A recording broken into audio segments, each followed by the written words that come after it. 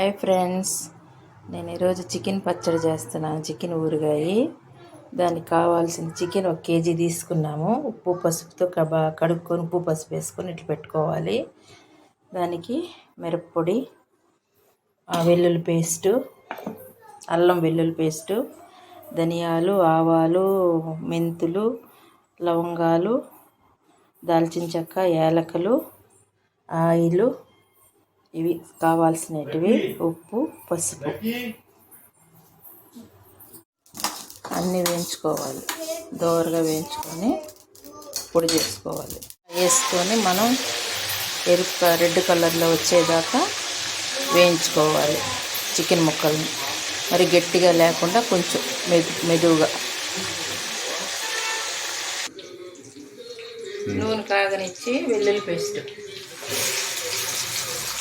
1 కేజీకి నేను 2 స్పూన్లు అల్లం పేస్ట్,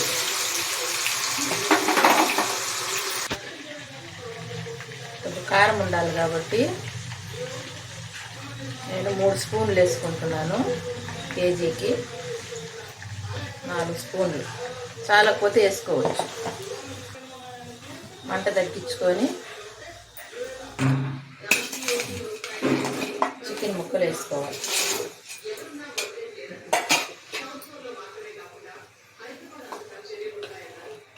ఇట్లా వేసుకొని కలబెట్టుకోవాలి చికెన్ ముక్కలు.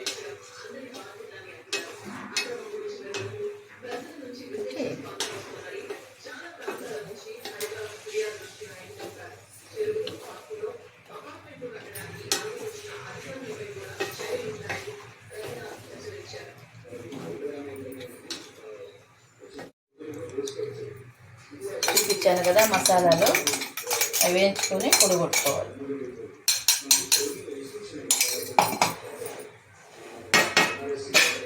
స్పూన్తో కలిపెట్టుకుంటే బాగా వస్తుంది.